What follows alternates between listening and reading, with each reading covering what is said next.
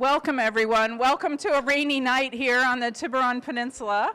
Thanks for braving the road and the coming out. Let's go ahead and grab a seat.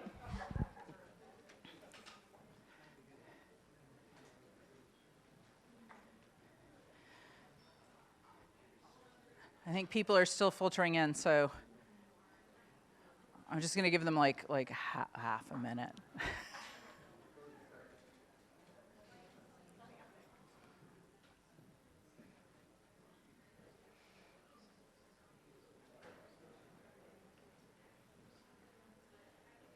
Okay. Welcome. It's my pleasure to welcome you here. This is San Francisco State's Rosenberg Institute Public Forum. And my name is Karina Nielsen, and I'm the executive director here of the Estuary and Ocean Science Center, which is part of San Francisco State. And our mission here is to connect science, society, and the sea. I'm sure several of you have heard me say that before. And we are super grateful for the support from Barbara and Richard Rosenberg, who have endowed this seminar series, and it allows us to bring these awesome speakers. And in fact, this is our 6th year and our 11th speaker in the series. So we should have probably celebrated at 10. I missed the benchmark, but we're really excited to do this. And these events are so, in some ways, cozy. In Danish, you would use the term hygge. Part of me is Danish, and we just have a lot of friends and neighbors in the room, and it's always nice to meet and talk with all of you, so thank you for joining us. I wanted to take just a second to recognize the EOS Center Development Council members who are in attendance tonight and thank them for their support. They've been really great in helping us grow the program and engage with the community. If you're part of the EOS Center Development Council, I know there are a few of you here, would you stand up for a minute so I could give you a round of applause for your help? All right, thank you. Just wanting to recognize.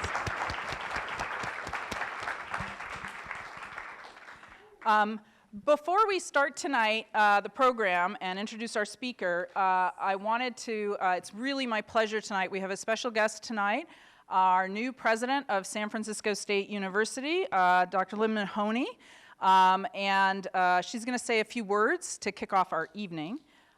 President Mahoney started this summer, and she recently served as the Vice President for Academic Affairs, or the Provost of California State University at LA. She has a bachelor's degree in American Studies from Stanford University and a PhD in history from Rutgers. So she's got the East Coast, West Coast thing going on. Lynn's already gotten to know quite a bit about our campus. She's been out here and done quite an extensive tour with us, and she's been getting to know Marin a little bit. And in addition to getting up to speed on all there is to know here at San Francisco State, she's been able to get around. We're really excited about the energy that she's bringing to the entire university, and it's my pleasure to welcome Lynn and have her say a few words of greeting. So, welcome, Lynn. Thank you. Good evening. It's a pleasure and an honor to be here. Some of you in the room heard my bio and heard American Studies and History and thought, oh no. As we used to say at Stanford, another fuzzy study in charge. But I will share something that's not on my bio just to make some of you feel better. I did go to a science high school. So it's not been all humanities my entire life. So it's really a pleasure to be here this evening. I had an opportunity to meet several of you in the room when I came out here back in September. In fact, this was one of the first visits I made. And I think like many people, I had no idea that we were here. And so what a surprise to find out, A, what we're accomplishing here. And that's one of those easy we's I get to say as a president, because I haven't done anything. The we would be most of the people in this room. But it really is remarkable. And it's particularly remarkable what we accomplish and how much more we could accomplish. So that's what I walked away from my visit in September, which is it's remarkable what we accomplish, but how much more could we accomplish if we can build the right partnerships to make the most of the site. And I've had some good conversations this evening about that. Most of the folks in the room are familiar with San Francisco State in one way or another, and one of the things that we really pride ourselves on is providing a different kind of education, and it's an education that's based on hands-on learning. That is not easy to do at an underfunded comprehensive state university, but we do it thanks to the hard work of the faculty, generous support from multiple foundations and national funding organizations. I was really delighted soon after I assumed the role of president when we were anointed by Money Magazine as one of the 30 most transformative universities in the United States. I am generally not a fan of rankings because often they rank you by things like your endowment or your students' SAT scores, but this is a ranking that I'm deeply proud of. I tout it as often as I can because it measures what I think is significant about an education, which is that we take students and we ensure that they leave substantially different than when they arrived. They have transformative educational experiences, and that in many cases, as a university that serves a large number of first-generation, low-income students from historically underrepresented backgrounds, that we actually are contributing to the creation of upward mobility and social mobility.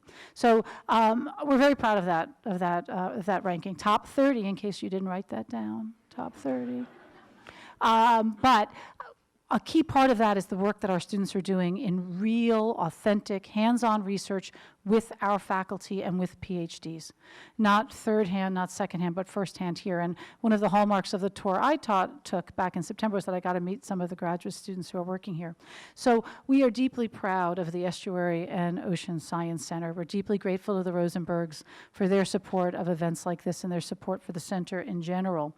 The conversations I had tonight have just affirmed what I thought. This is a deeply unique place. And that's in terms of the faculty expertise, the students who work here, our location in Marin County, and our location on an urban bay. There are very few places in the world like this. So events like this evening, when I see so many people here from the town council, I think I got that right, from local residents to faculty to students, we have got to pull all together and make this the place that it can be. We've achieved a lot. Our faculty brought in about $2.6 million worth of grants last year to support the research here. But I think if we continue to work together, find new partners, build a consortium to support this, the opportunities here are endless. So I want to thank you, those of you who work here, study here, research here, for all that you do. Thank those who support us, who are here this evening. And I just want to take a moment to acknowledge Karina.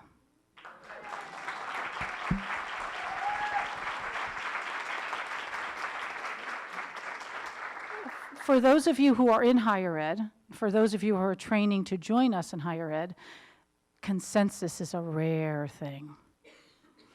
But what I've heard this evening is uniformity about what Karina has accomplished here. So on behalf of San Francisco State and on behalf of the Bay, thank you. And now on to the main attraction. Thank you very much, Lynn, for those kind remarks. I'm embarrassed. But I get to unembarrass myself by introducing and embarrassing my friend. No. It's my pleasure tonight to introduce our speaker, Phil Levin. Phil has this unusual position. He's both a professor of practice, I'll let him describe maybe what that is, and at University of Washington, but he's the lead scientist for the Nature Conservancy in Washington. And before coming to the Nature Conservancy, he was senior scientist at NOAA Fisheries, their Northwest Fisheries Science Center up in Seattle. And he led NOAA's integrated ecosystem assessments of the California current ecosystem and of Puget Sound. And that may not resonate for you guys as anything like, okay, that's kind of what NOAA does. But actually the ecosystem perspective that he led was unusual for NOAA that tends to manage species by species. So he was a real innovator inside of NOAA. He edited a book recently, academic book, but an important one called Conservation of the Anthropocene Ocean. So that's interdisciplinary approaches for nature and people. And I think you'll get a sense of what that means from his talk today. He is won awards for his work at NOAA through the Department of Commerce. He won their Silver Award and NOAA's Bronze Medal for his work on marine ecosystems. He also won a conservation award from the Seattle Aquarium for his work in Puget Sound. And there are a lot of parallels and interesting things and comparisons between Puget Sound and here that we can learn from. And he's been featured in La Presse, NPR, PBS, The New York Times, BBC, MSNBC, The Economist. Once there was a story about his work on kosher food and sustainability, which is kind of an interesting sidebar. But I will leave it there, and I'm happy to welcome Phil. Phil, you. Oh, yeah. And he's going to be talking to us about, this is kind of a conundrum, right? Precisely unsustainable. When is sustainability in the eye of the beholder? It's an interesting topic. Welcome, Phil. Well, I don't get that. I noticed the president and Karina get the karaoke microphone. I'm not really sure what's happening later, but I'm feeling left out. Thank you so much for having me here. I'm having just the greatest day. Seriously, I'm having a great time here, getting to meet everybody, and this is like, plus I had a glass of wine and get to speak with you all tonight. So thank you. You know, I think a lot about, like, what does it mean to be successful, like, in conservation? Like, people give me money, like, before it was the government. So now I work, is there feedback? Okay. Okay. So, yeah, no feedback. Now I work for an NGO, and so there's donors that support our work, and I want to be able to say to them, I'm done, right? Like, how do I know I'm done? People can say, Mazel Tov, you finished your work, go on. So what does it mean to be successful in conservation? So I was thinking about that for a while, and I'm a marine guy, so for some reason my mind wandered to thinking about, okay, well, what would a perfect ocean be? Like, what would that be? Like, so, like, ask yourself that. Like, think about it. If you could have a perfect ocean, what would be there? What would it smell like? What would you see? What would you hear? And I was thinking about that for a long time on the way down here. And I was reminded, so it was 1978. I had like this mustard yellow Toyota Corolla. It was a bad car, like it was just a horrible car then, and still now you see them around, and it's like, oh, I wish I had that car. And I was driving from Austin, Texas, where I lived, and it was the first time in my life I went to the ocean, because I really grew up in Illinois, and so I never like had this connection to the ocean. So this was it. I was going to the ocean. I was going with friends. And I was, let's say, a teenager. And so when I think, what's a perfect ocean? It's like, that was it. It was like, so it was, you know, a lot of people.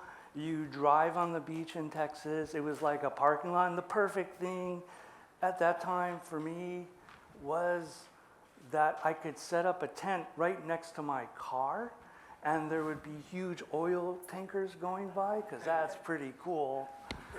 And there was other things happening that were probably, I'm pretty sure, illegal illegal.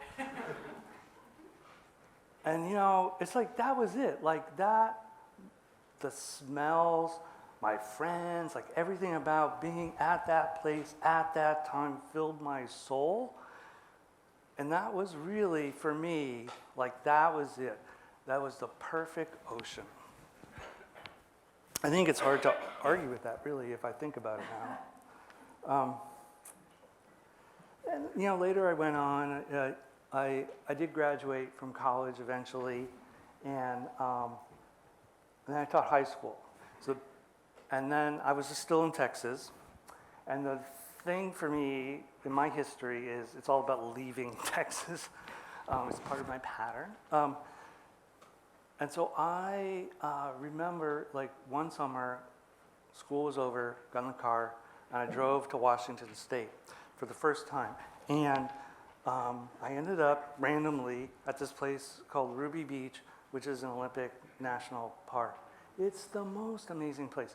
And it was weird, like everything was random, nothing's planned. I hit the beach at low tide, it was foggy, there was nobody there. I mean, nobody. It was just me, fog, it was like mysterious. You can't hear anything. And then there's like sea stars above my head and the waves coming in the distance because you couldn't quite see the waves. And just, the rotting seaweed smell, like that's when I knew I was going to be a marine biologist because it was just like, there's nothing better than rotting seaweed. And I don't know, it's like, okay, instead of having a beach crowd with teenagers and whatever, I just want to be alone. Me and the sea stars and the anemones on this beach, all alone. That's it. That's perfect ocean. Then I went to grad school. I was in New England for grad school. And in New England, I did a lot of work off boats. So I'd go down to the commercial fishing pier, and instead of being like devoid of people and anything I would do with people, I was surrounded by fishermen in a working waterfront. And, just the sounds of like the jingling of boats, the sounds of people working on their boat, kind of the banter among fishermen, them yelling at me about how I was doing something stupid and so forth. I don't know, it's like that grounded me in a place in a way that I hadn't been before. And then, it's like, okay, that's the perfect ocean. And it's just like, as I think about this, what I realize is that it's like what we see, or I see as success changes over time, like as you gain more experience. Your idea of what success is changes. We all have different ideas of what success means. And somehow we have to grapple with that. We have to confront that in a way that, as I think about it, it's really hard, but it's absolutely essential. And so what I want to do tonight is really kind of take this idea of what's a perfect ocean and twist and turn it from different perspectives and see what this really means for the real world, for real people today. And I want to start and talk about scientists. So what does a scientist think is a perfect ocean? And I worked at, as Karina said, NOAA Fisheries for a long time, so I'm going to mock them. Because I don't work there now, and they can't fire me. No. Joking. So what is, let's say, sustainability from the perspective of a fisheries scientist? And now we're going to do like Ecology 101 or Fishery Science 101. So you've probably seen something like this before. It's very intuitive if you think about it. So this is how a population grows over time. So the number of fish, and here's time, okay? So what happens is, initially there's not very many things, and so they can't breed very fast, right? So population growth is slow, and then you end up in this exponential growth phase where things are growing like crazy, and eventually resources become limiting, and so it sort of caps out at whatever the ecosystem can handle. That's how things grow. So what that means, if you're a fisheries person, is you think, okay, how does the number of fish change in this time interval? Well, it's about that much. So if I'm in the middle of this growth phase, I get, for any interval of time, I could get that many fish out of it.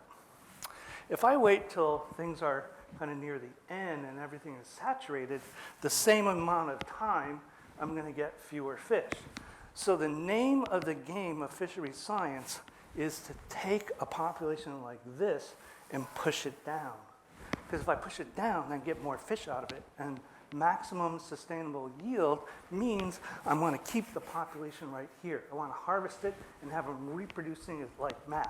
And I can take all those fish and I can eat them. So that's sustainability. That's it. And we can look at data and see that this is happening. So this is just an older example from Orange Roughy. So there's in the 70s through 90s. They were not exploited, and they started to get fished. And so this is just the catch over time. Used to be a lot of fish.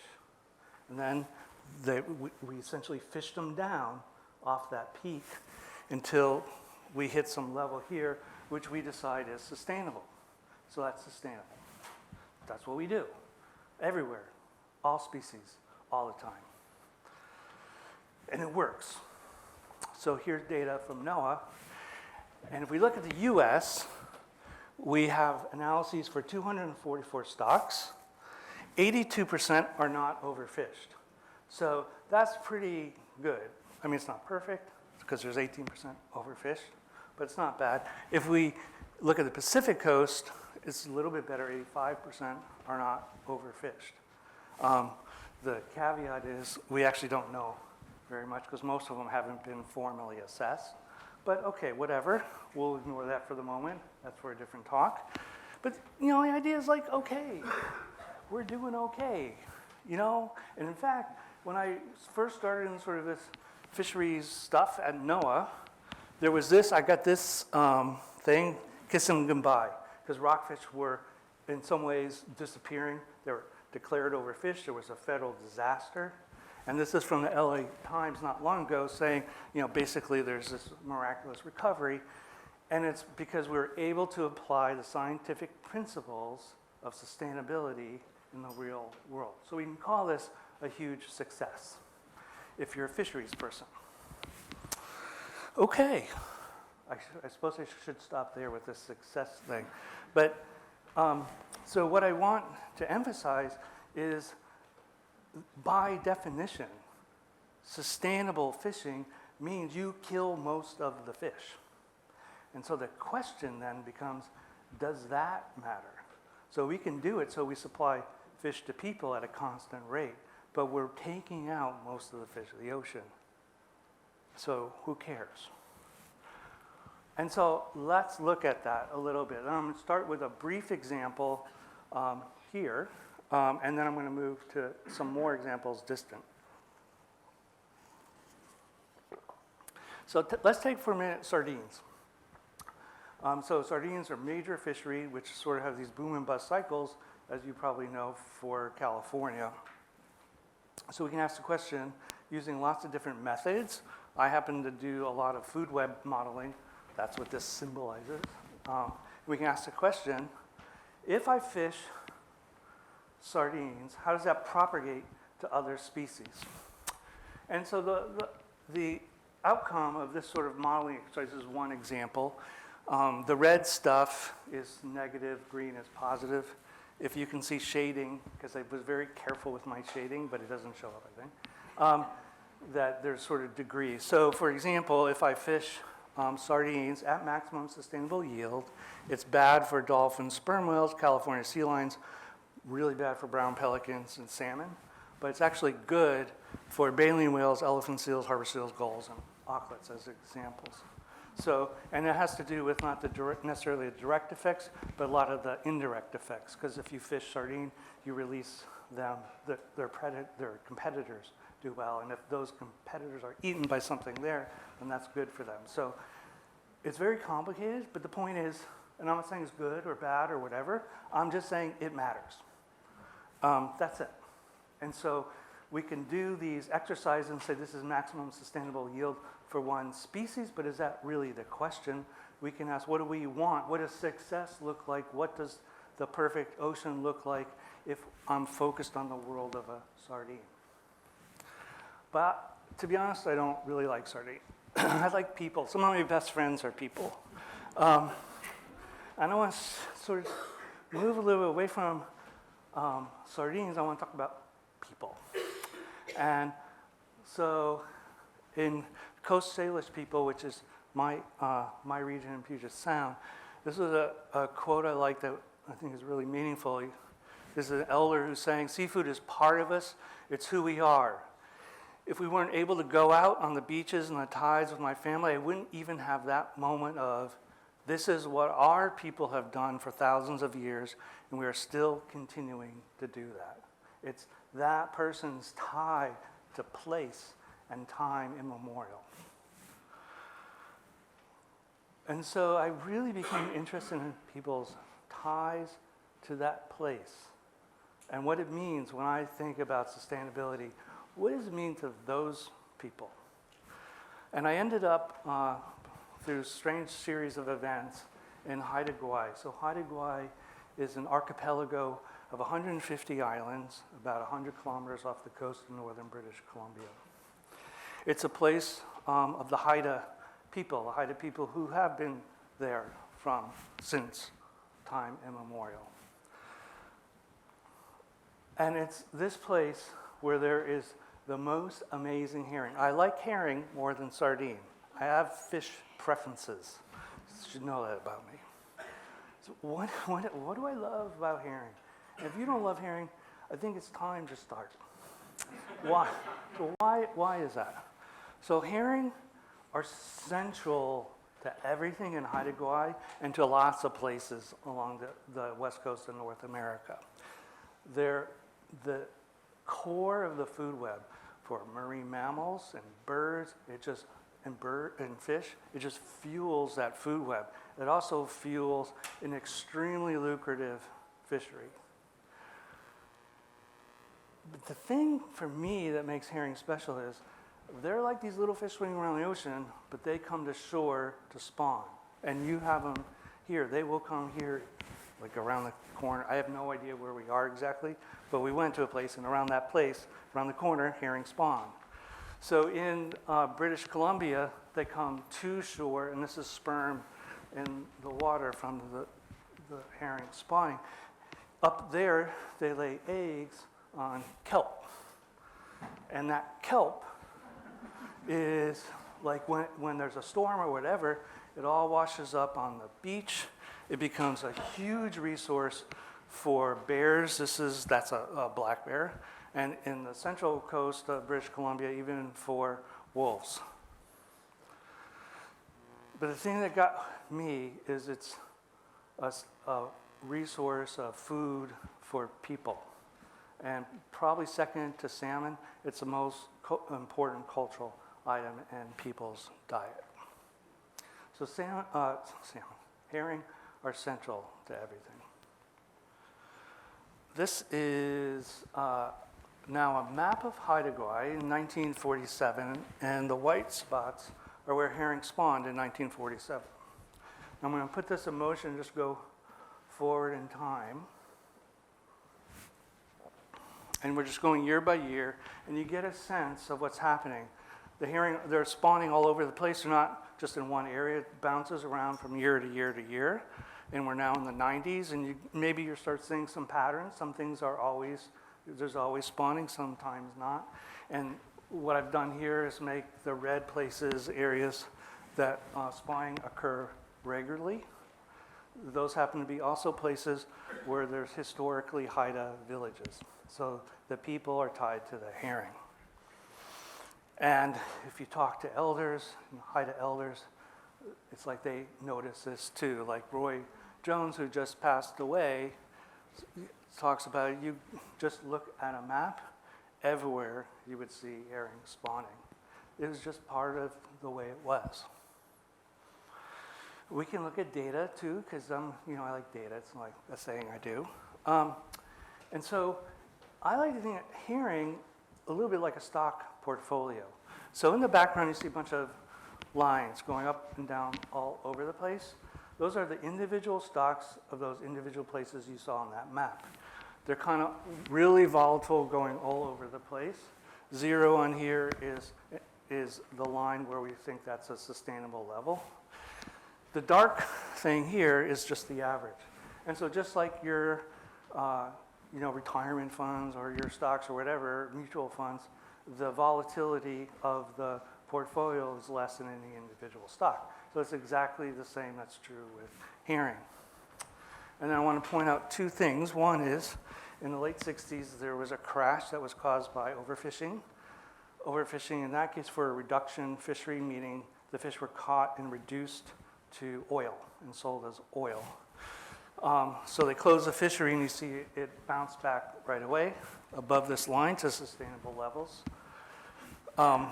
Then, in the 90s, there was another crash that also was due to overfishing. In this case, they were fishing the adults, pulling out the roe, and sending it to Asia as a seafood product, and it's super lucrative. So it crashed, but it didn't come back very rapidly, except if we look at the very end, you see it inches above. So at that point, we're now above the sustainability line. And so DFO, the Department of Fisheries, Oceans of Canada, said, hey, we're back, let's open up the fishery. So they said that. It didn't go over well with everyone. So this is like, again, Fisheries 101. We're back to a level where we should open up the fisheries. People were upset so much that First Nation members occupied DFO offices. Like when people start occupying your office, you get the idea maybe they're angry. Well, why? Like, there's enough fish. I showed you the graph, man. There's enough fish. Why are you so mad? Oh yeah, I have this thing. So we started exploring this problem, and it's really interesting. So instead of showing you numbers, now I'm showing you the proportion harvested. So in this case, we know that if I harvest 25% of the population, that's that kind of maximum sustainable yield that'll keep things going for a long time. And they do pretty good. I mean, this is where it was overfished. You see they kind of peaked up here, but mostly they do okay. Like they're fishing at a sustainable level. This is largely driven by market forces and regulations. So they kind of do okay. Again, you can say, well, what's wrong? The problem is we're looking at this huge area. We're not looking at what's going on in individual places. And so let's look at individual places. So instead of looking at overall, let's look at only the places that are fished. So we look at only the places that are fished. These are like little coves or whatever. You see initially it started, maybe around 75% and getting more like 60%. So, and if you think about it, if you were a commercial fisher, what would you do if somebody said this is how many fish you could get? You would go to a place, you would catch as many fish as you can get. When you couldn't catch any more, you would move to the next cove, work that cove till you can get everything you can, go to the next one. And of course, the Haida realized that, and they saw that. Like Percy talking about, we used to run out and see boat after boat after boat getting loaded up off one set. It's common to catch 90,000 tons a day. That's probably a little high because there's probably 90,000 tons total. But the point is, they were catching a lot of fish. And as Vince says, they fished every fish out of Rennell Sound and Inskip. So they went in there and they basically took all the fish out of these areas that were often close to villages. And here's Skidegate Inlet. This is one of two remaining Haida villages now. So this is looking out into the inlet, and you see this volatility. It was fished, and that's sort of the result, is it basically goes to zero with a couple blips now and then. So fishing matters to a place. And it matters not that the fish aren't there, it's that they didn't come back. And there's a story about how do fish find their way back. So you know how salmon do it. Salmon use smell, so they become imprinted on a stream. They can smell the stream, and they can make their way back to the stream. So all they need is the opportunity to do that. So the story from the Haida, it's also a Tlingit story as well, is that herring follow elders. They follow older fish. So they don't know where to go, but they learn where to go by following older fish who learned by following older fish. So if you want to go back to a spawning ground, you find an older fish, you follow them, and you're back home. It turns out that story has been observed by conventional scientists, Western scientists, and lots of different species. That migration to spawning grounds is learned. And in this case, we used a bunch of computer simulations to ask the question, what happens to herring if we, instead of doing what conventional science does and just assume that they diffuse to different places, What if they follow their elders? And so basically we take a Haida story and we put it to math. And then we play that out. And if we do that, in our simulations, you basically lose 20 different sites if you make that assumption instead of 7 sites. This was the exact same fishing pressure, and it's what you would assume because they can't find their way home. So it's not that the fish aren't there, it's that the fish aren't there in the place where people have essentially co-evolved with them, if you will. And so we can still ask that question, who cares? They're still fish. Okay, they're not where they used to be, but they're still fish. And this goes back to the idea that herring are central to everything.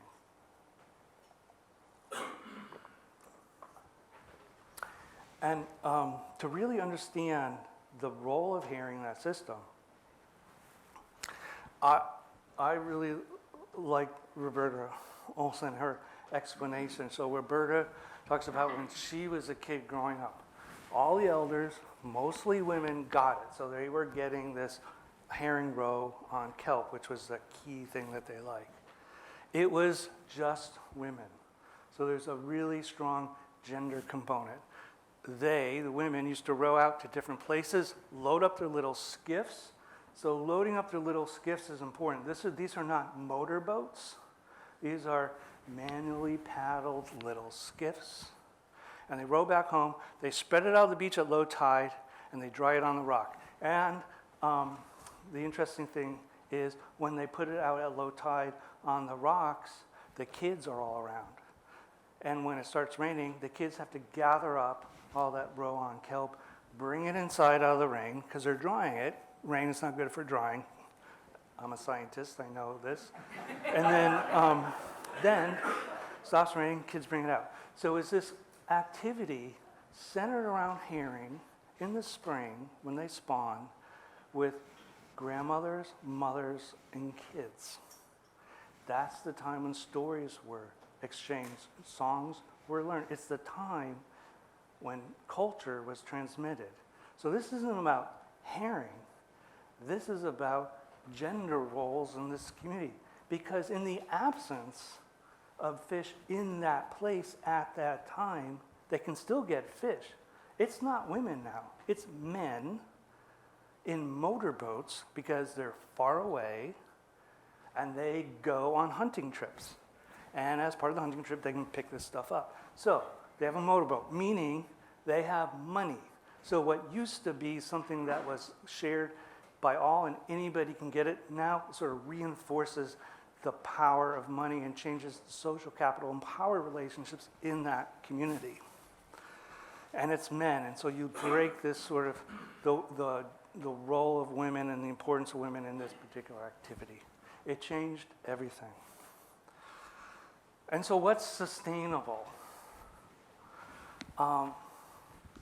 There's a number of fish still there, but what's sustainable? And I come back to this quote. This is from Ray Hilborn, who's at my university. And he says, if a management system can provide food for this generation without the ability of future generations to produce food, let us call that sustainable seafood. So I just want to know, whose food are we talking about? Is it the food that we might buy in a store that's captured anywhere by large vessels roving the ocean? Or is it the food of a seal? Or is it the food of a Haida elder who's tied to her community and a very site-attached way of being? And so what I want to argue is that management agencies like NOAA that I worked define and operationalize sustainability in a very sort of scientific, one-dimensional way. Because what we did, is go out and count fish. That's what we do, and then we plot it over time, and we try to figure out how do we get to exactly the right number of fish to maximize that yield. which is really about maximizing the economic opportunities in the commercial fishery. We spend an enormous amount of effort doing this. To give you some examples, this is the West Coast Groundfish Survey, going over a couple years, and this is like a lot of work. So right now they're visiting around 700 stations every year. Total, it's about 300 days a year they're at sea counting fish. Ear stones are used to age fish. They're collecting over 24,000 a year, and each one has to be aged. And they're measuring fish, like there's a couple of years here, they measured like 150,000 fish. And that's so they can precisely, very precisely tell you how many fish should I take out in order to ensure that those fish will be reproducing at this maximal rate. And if we look at how money is spent at NOAA, about 75% of the funds go to just focusing on these single species. A little bit goes to ecosystem science, about 17%, and the remainder, just a small percent, goes to social science, that is understanding how people are influenced by all of this. And so what I want to argue is this is a very unidimensional way of thinking about sustainability. Sustainability is really at the nexus of the ecosystem needs, the needs for a healthy economy, and the needs of people, and all people. And part of the problem, I would argue, with academia and agencies and maybe our larger society, is that we operate in these silos where fisheries scientists think about sustainability in one way, social scientists might think about it another way, and so forth. Like, we're all like in these little silos. We don't talk to each other. And it drives me crazy. And I was reading that, okay, and there's a lot of work by anthropologists showing that humans like silos. Like, it's what we do. We feel comfortable in silos. And in fact, there's a story about silos that I love, which goes back to the Walkman. Some of you may remember Walkmans. And you may be wondering where they are. What happened to the Walkman? And it's a cool story, sort of, if you're today, not if you worked for Sony. So Sony organized their corporation, so there were 3 silos. There was music, software, and computers, and hardware. And they set it up in these silos, and they competed. And as a result, they basically cannibalized each other, and they didn't innovate. So other companies that didn't have these firm silos could innovate, outcompeted Walkman, and now they're extinct.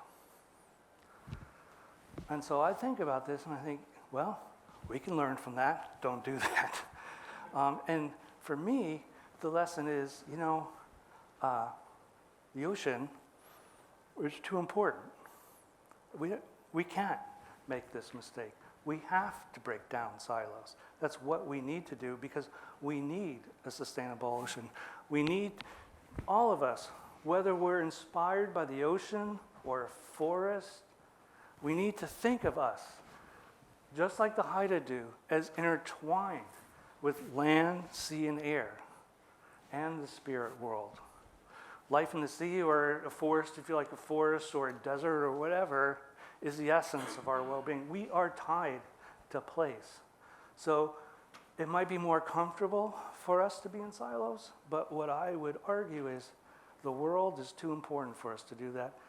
And I hope you join me in breaking down those silos and making a better world for all of us. Thank you.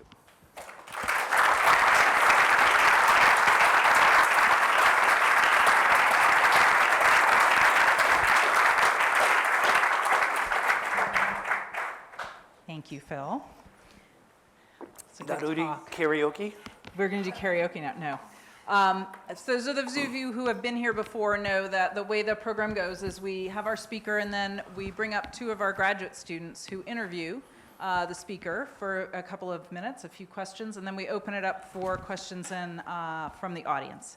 So we're going to hold your questions. Think about what you might want to ask Phil, but we're going to invite up two of our graduate students to come interview Phil, Allison and Daniel.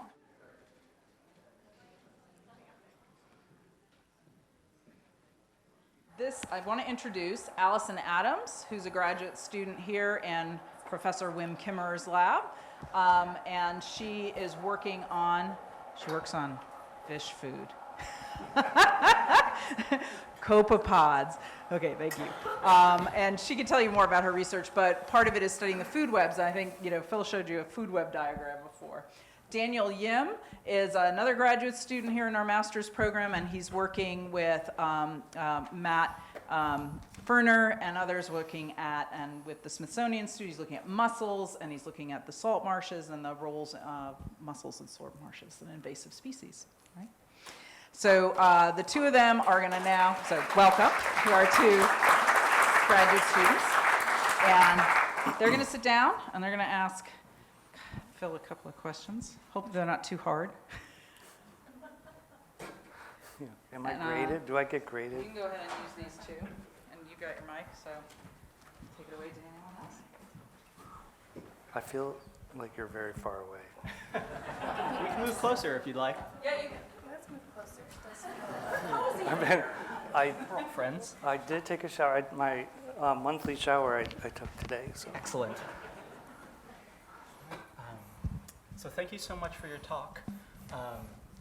Given your example with the herring about how they looked at it at a national level versus cove by cove, it's classically thought that conservation practices and sustainable efforts are usually thought of at a national or global scale, but it seems from your work that we need to look at more local scales in order to be more effective.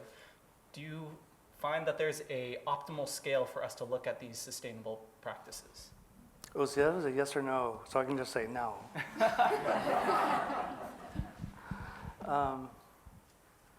I find scale to be maddening, actually.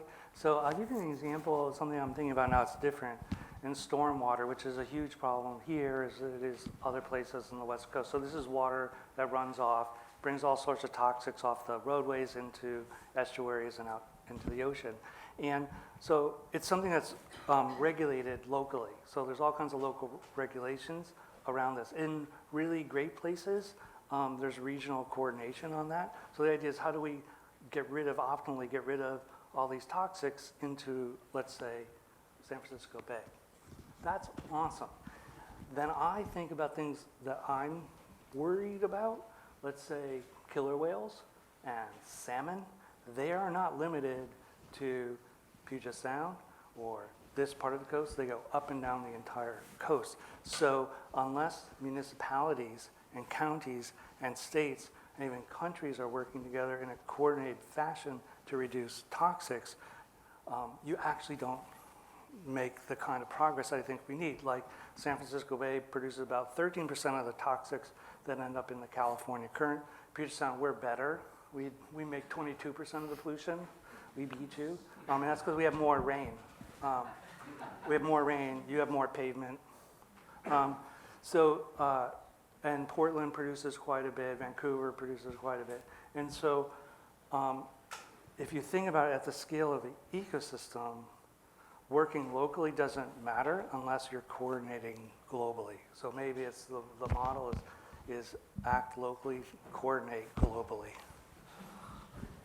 I don't know if that answered your question, but I think it does. I had a motto.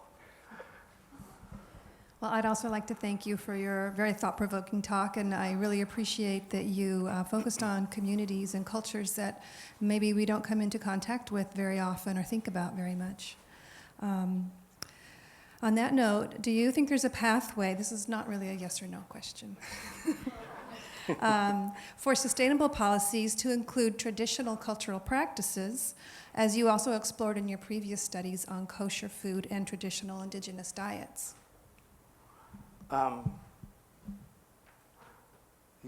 Yes. Yeah, it's interesting. I guess, so one of the things I've been trying to do, and we have some support from the Packard Foundation to do this, is to bring together diverse groups of people This is like a little pivoting away from your question, but if I don't answer it, we can come back to it. So how do you, in the case of the Haida, or in other things I'm doing with non-native communities, like fishing communities or whatever, how do we ensure that their voice is at the table? And it's not just scientists from on high, like bringing knowledge, like, because we have knowledge, but they have knowledge too. Everyone has knowledge, and it's all valuable. These perspectives are really critical, in fact. And so how do we engage each other? And so part of what we're doing is we create scientific working groups with scientists, but also fishermen in some cases, tribal elders, chiefs in other cases, the fishing industry, and we sit down together and we co-create the scientific tools that we'll use to manage whatever problem we're talking about. And so for me, the objective is, in my definition of success in this case, is where people stop arguing about the science, which is often a shield to hide maybe differences in values. So it exposes differences in values. People will have differences in values. Let's talk about those, but let's work from the same set of facts and knowledge base.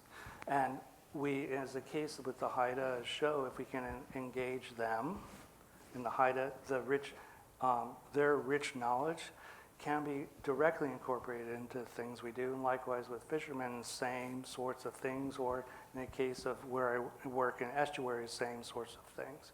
So I feel like we can engage people in these ways, and we all benefit, and it lowers the heat of the conflict, and where there is conflict remaining, it's focused on people's values and things that they really care about, rather than just some misunderstanding or difference of perception, let's say.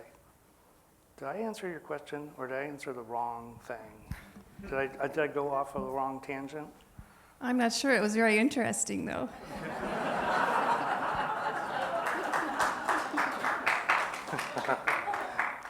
Well, on that subject then, how do you foresee integrating indigenous people or artisanal fishermen into our science and conservation practices? Okay, here's the thing. I'm going to answer that question with a different answer, because the last answer answers that one probably. Yeah, so just think so the kosher seafood thing I did. So I did this thing, which was fun, because at the time I was keeping kosher, because I was just trying to keep kosher. And so I was like wondering, well, like you keep kosher, you have these strict dietary rules, and like what's the consequence of that on the environment? I mean, the kosher rules are not, they have nothing to do with sustainability or conservation, but for me it was like, I just kind of was doing it, and then I wondered, what's the consequence of doing that? And it turns out, that's a bug. Oh, it's a lady then. What's the consequence of that? And super interesting, actually. So this whole thing is like, we worked in LA with a class from down there with a friend of mine, and his students went out and interviewed all these people in restaurants and stores, and so just got a sense of what people are buying and what they're eating and stuff like that, and then just asked the question, like, what's the carbon footprint of that? And imagine you didn't pay attention to any of your Seafood Watch card or marine stewardship, like all these sustainability things that you're supposed to pay attention to. What if you just kept kosher? It turns out if you just keep kosher, your carbon footprint on seafood is way lower. Your carbon footprint is way lower than if you didn't keep kosher, and it's sort of driven by salmon. If you ate salmon or shrimp is what it comes down to. Shrimp's not kosher, has a bigger carbon footprint just because of the supply chain compared to salmon. So that's kind of interesting. And so that led me to thinking just about accidental things we do accidentally that are in maybe with religious practices or whatever that have conservation benefits, and there turns out there's all sorts of things around that having to do with sacred sites and so forth where people don't go and don't do things. These end up having really significant conservation benefits.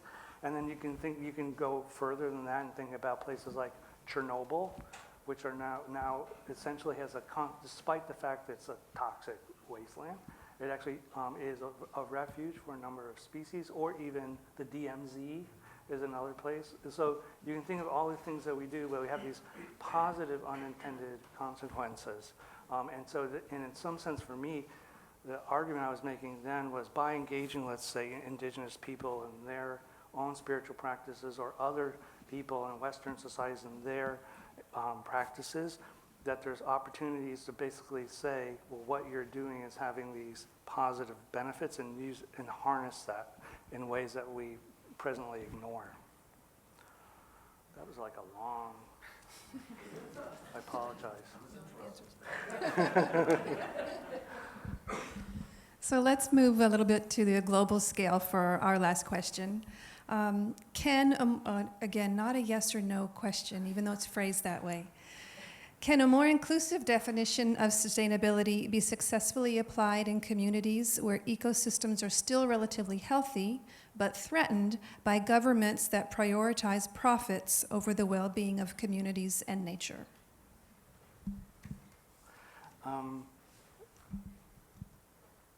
Yes. That just gives me time to think. It's an interesting question to think. So, I mean, basically the question, the way I'm interpreting it is, imagine you're in a place, or if we could go back in time, could we do things right in like the States, so that we are more equitable in how we consider sustainability? And I think, in places that I'm aware of, it's difficult, but I do feel like it's possible. But part of your question presumes, I think, maybe, that there are places like that. And in some sense, sad to say that most places have been already impacted by people to some degree. In some places, even that are distant from people, the effects of people are there, like climate change. So clearly profit is something that's hard to deal with, but I think in the end, my belief, and it's sort of naive, I think, but I'm sticking with it, is that nobody actually wants to destroy the world. Maybe that's not naive. Maybe that is true. I don't think people wake up in the morning and think, what can I do to screw up the earth? And to me, that gives me hope, because I really don't. I think most people think about their kids, and what their kids need. And I think I don't know, I just sort of think, so a lot of work, I'm pivoting a little bit, a lot of work I did was in marine stuff, is like you think about all the stuff happening in the ocean, and I have an arrow, and the arrow is like agriculture, and all the crap coming down from agriculture. And without actually thinking very carefully about that, that's just bad. Agriculture is bad. Nutrient runoff, pesticides, all this stuff is coming into the ocean, and I just put this in a box, and the box is just bad stuff coming into the ocean. But I think an economist friend once said, that's not bad. Those people they don't wake up in the morning saying, you know what they need in the ocean? More nutrients and pesticides. They wake up and think, how can I make food to sell, to make money for my family, and so on. So it's like, I don't think people are doing things to screw things up, like I was saying. And so therefore, I think that that's where science can come in. I think we know a lot more about connections than we used to. We know more about consequences, and there are better ways to do things, and it's about how do we get people to adopt them in a way, and it can't cost them money. Like we had a climate tax initiative in Washington that failed. It failed because nobody took into account of the agricultural community. They weren't against the tax per se. It's just that If you have to drive across rural Washington for a living, and you're just a small farm person, or even if you're a corporate farmer, you just get disproportionately hit with that tax. They don't want climate change. Climate change is really bad for them, and they want to stop it.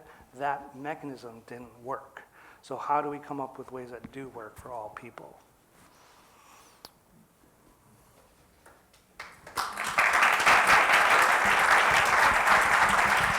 So, thank you, Allison and Daniel. Thank you very much for your insightful questions and your wonderful answers. We're going to open up the floor to questions from the audience, and Allison and Daniel will come around with the microphone to help amplify your voices. So, I'm going to give them, and yeah, you take one side, you take the other, and coordinate, okay? And Phil can point.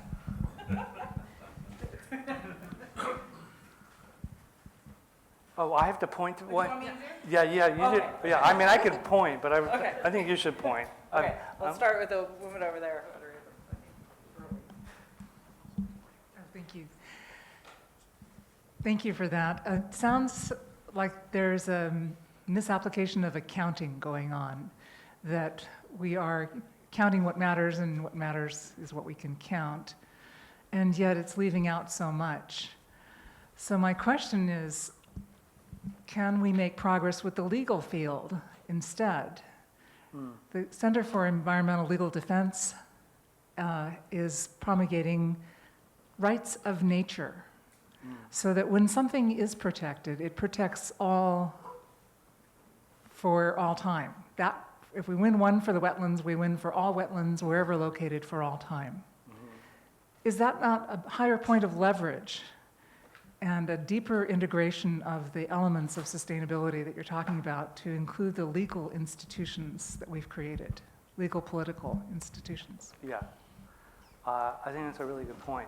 I will say from my old job at NOAA, we got sued a lot, and we always lost, which was kind of weird.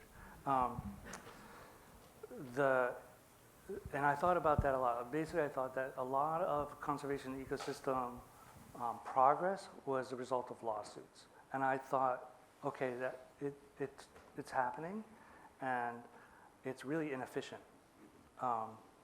And so while it does work, that's the only thing I would disagree with. There's got to be a better way than lawsuits that take years and years to go on, and everybody in the agency is trying to minimize their losses, and we spend all this time instead of thinking about the next.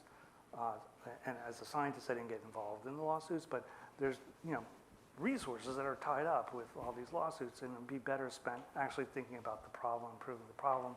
And so somehow I feel that lawsuits are critical, but I wish there was a better way, I guess. But I don't think did I answer your question? I think I said yes. Lots of work to do.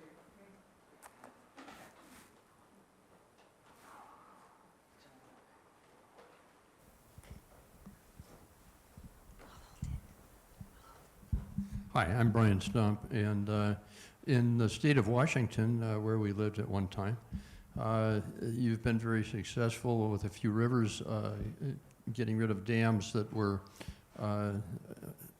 beyond their useful life. And here in California, on the Klamath, which is a wonderful stream and a big stream that has a long that stretches, from the ocean way back, and has good possibilities for salmon runs, as it had at one time before 3 dams were put on it.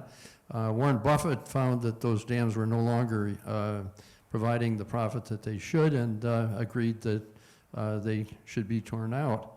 And I was wondering if you've kept track at all of what's happening up there. I understand one of them is supposed to come out pretty soon. And what success you've had in Washington taking dams out so that salmon can spawn naturally. Thank you.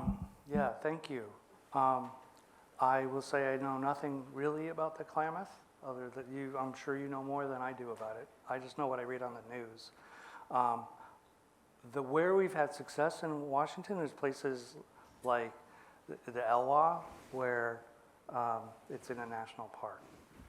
And it's actually been transformative to see that river come back to life after the dams were taken out. I spent my early time at NOAA working in the Columbia River system, and the story would be more like the Klamath, I would imagine, in terms of in fact, I was working for NOAA for 4 months, and the first thing they did was send me to Idaho to represent the agency in front of people and say, we didn't, here's our position around the dams, which our position at the time was that that breaching the dams was necessary but not sufficient. And that answer, to my surprise, angered everybody uniformly because some people wanted to be sufficient, some people didn't want the dams breached, and it continues to be a really nasty political thing that I don't have much to say. The science is pretty clear, but it depends on what the objective is that you're trying to achieve, and that's something I see repeatedly in both river management and marine resource management, is oftentimes the objectives are not clearly stated and agreed on before a policy discussion is started, and so people are actually talking about achieving different aims rather than sort of the means to achieve the aim.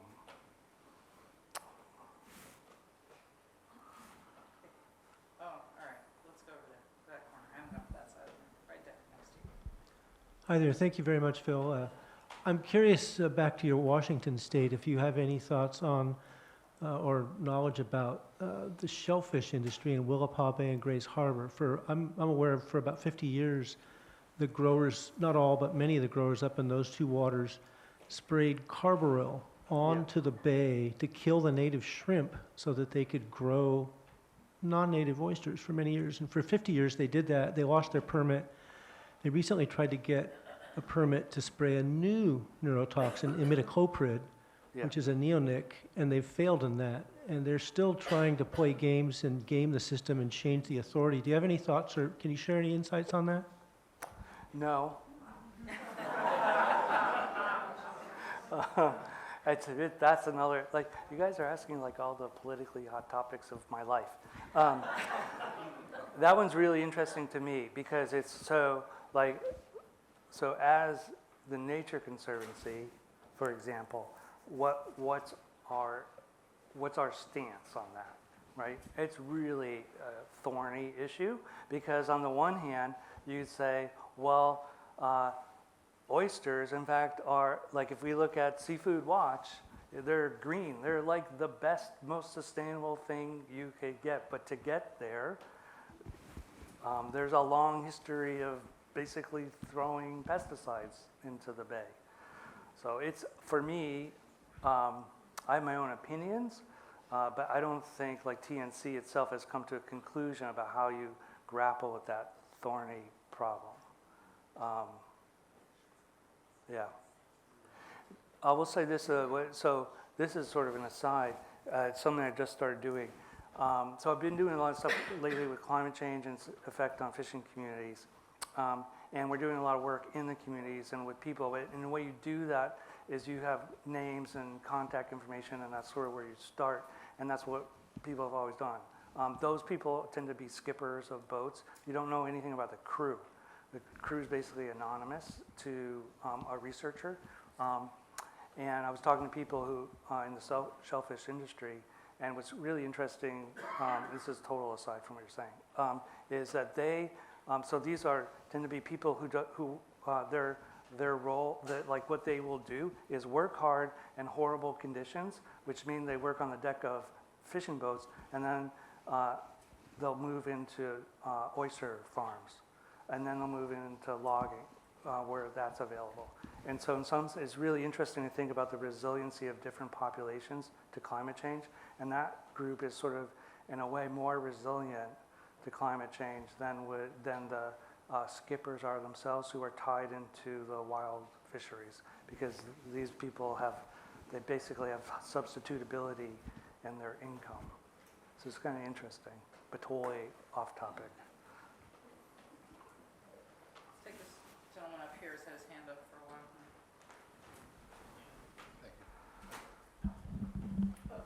Early on in your presentation, you showed a slide about sardines and the effects on a variety of species of cetaceans and pinnipeds, birds, and salmon. When you are determining maximum sustainable yield, how are you taking the impact on other sea life when you're determining that? Yeah, so that's a really good question in the sense is, and that's the crux of the matter, is conventional fisheries science does not take that into consideration. Even though the law says that you have to. The law says in the Magnuson-Stevens Act, which is a federal law that governs fisheries, that the maximum you could take is the maximum sustainable yield. But that is lowered by ecological and economic considerations. So that's the law.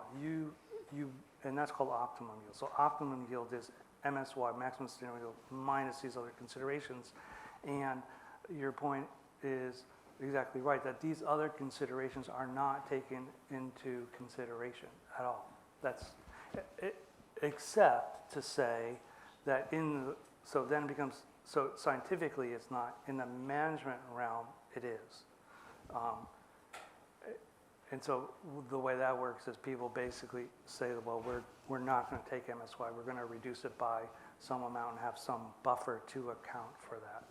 But it tends not to be formally and quantitatively done like it's done in a single species way. It's kind of, it's very, I don't want to say back of the envelope, but I would say it's a little bit ad hoc.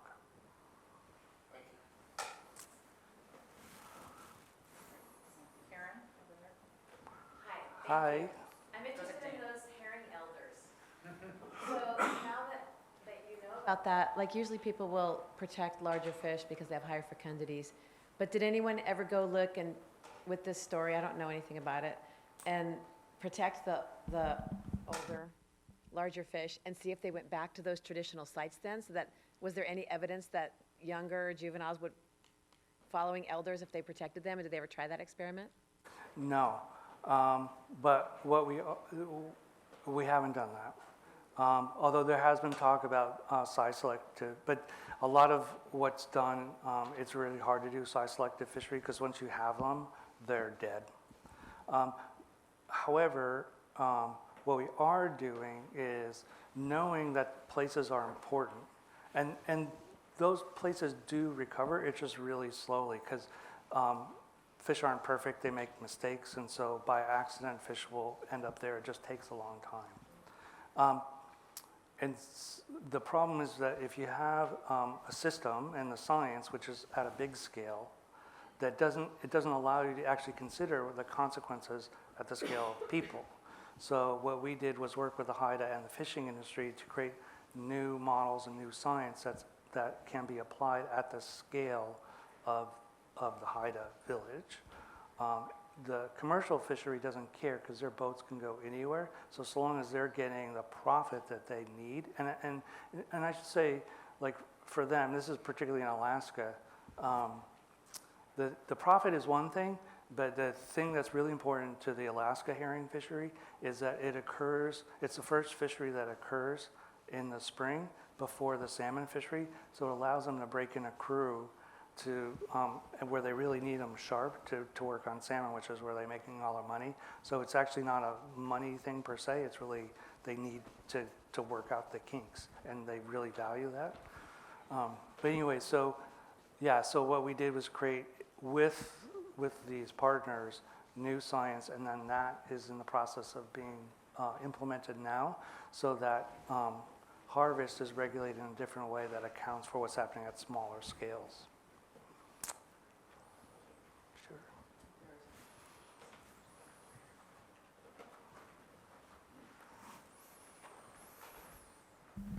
Good evening, I'm George Baleen. In all the years you've been doing your research, what have you found if you were going to give advice to humanity with no politics, no business, no nothing? What can we do to really help the ocean regenerate?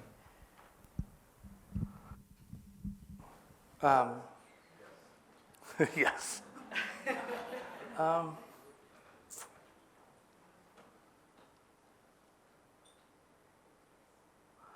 I know, that's a really good question. I'm gonna really have to think about that. But the thing that's a little bit wonky, I guess, for me is, I just finished this thing where I looked at management plans for about 350 places around the world. I'm just looking at the plans, and the plans are terrible. And nobody says what they want to do. I mean, this is a little bit where I started. So how do we know? What are we trying to achieve here? And nobody says it. And when I've gone to talk to fisheries management councils around the country, they don't want to do it. It's hard to come up with consensus objectives on what we want to do. And I sort of feel like actually having those conversations about what we want to achieve means, okay, it might not be what I want, it might be a compromise with somebody else, but we're going to get going a lot faster and have more positive outcomes than if we just sit and fight with each other all the time.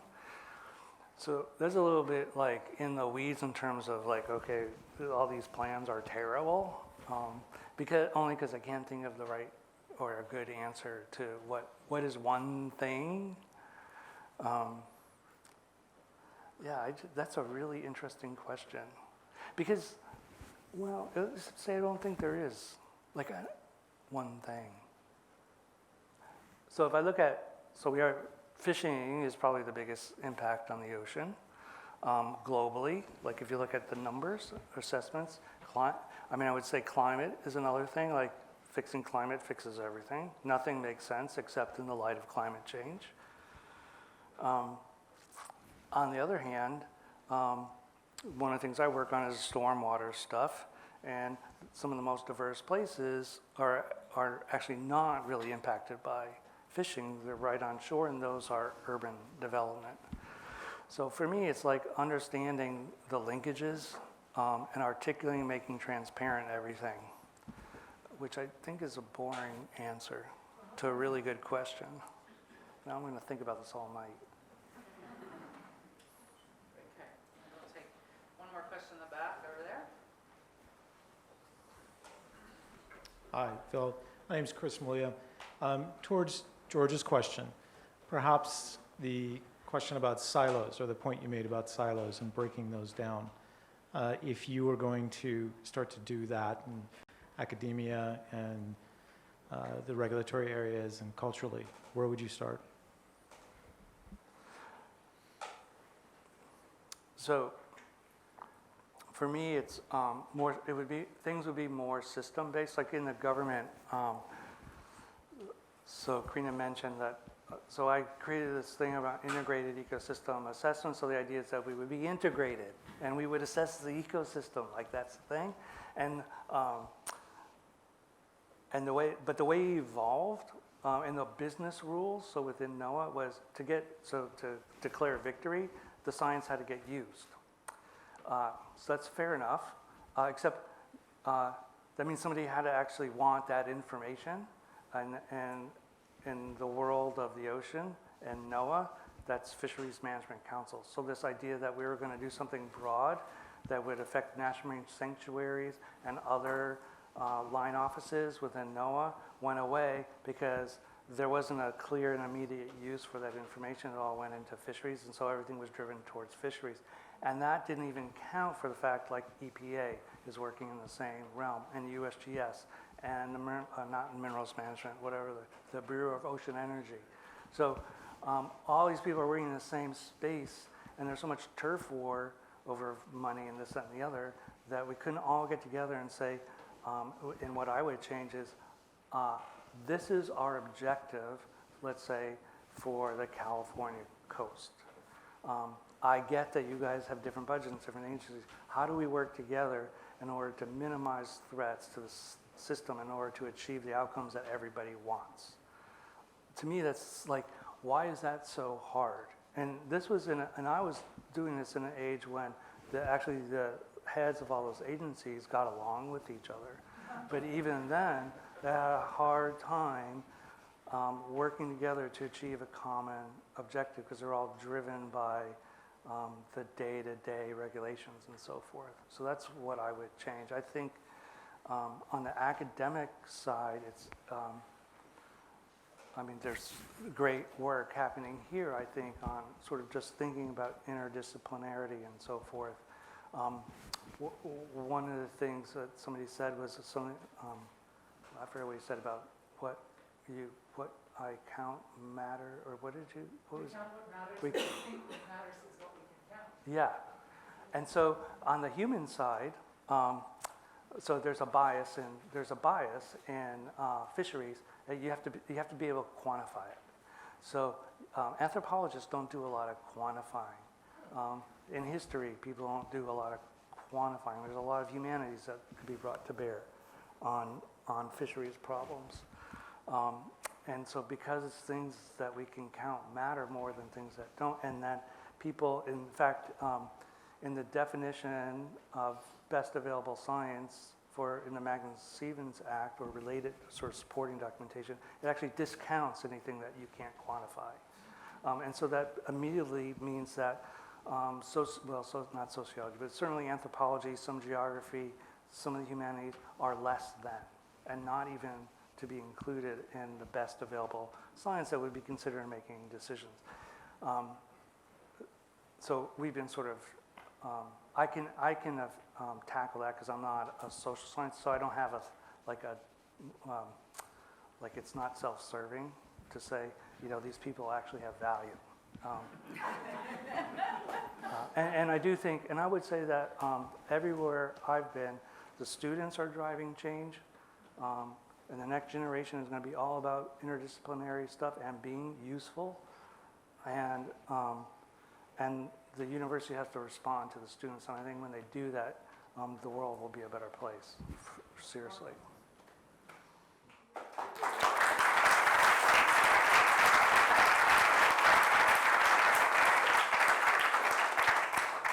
Thank you, everyone, for coming tonight. I think that we're going to wrap up. It's get late, and I know people need to get home.